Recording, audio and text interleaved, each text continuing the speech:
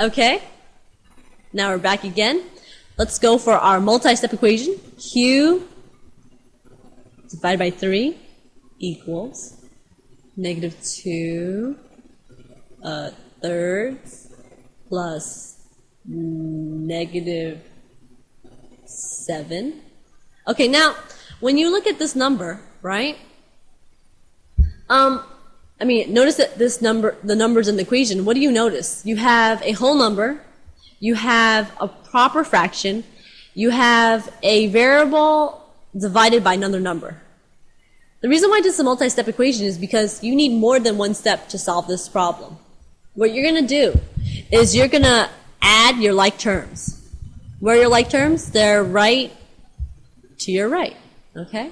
So let's see. -2 thirds and -7. Notice that they're the same signs. So we can just go ahead, add them together. But wait a second. If one's a whole number and one's a fraction, what are we going to do? We have to combine them. What I suggest us to do is leave 2 thirds alone and add -7 as a form of thirds. I know what you're thinking. How do we do that?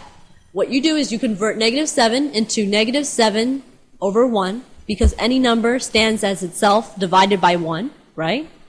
And what your goal is that you want the 3 to be your denominator, so that way you can add the numbers, right?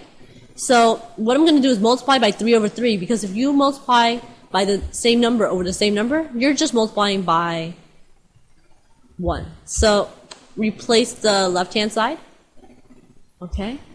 And let's go ahead and keep adding the right-hand side, right? So we have bring down to -2 thirds, right? And just multiply across. -7 times 3, -21. 1 times 3, 3. Notice, now you have thirds and thirds. Very easy to add when they're both the same number. So you have -2 plus -21, just adding your numerators, is -23 over 3. Bring down your left-hand side, don't forget. So we don't forget about that Q. Trying to get Q alone, right? Notice that Q is divided by 3. How do we undo division? Aha! Multiplication. And what are we going to multiply by on both sides? Remember, that's not a decimal, that's my multiplication sign. Because we are dividing by 3, we're going to multiply by 3. This way, these operations will cancel out. We'll get the Q by itself equal to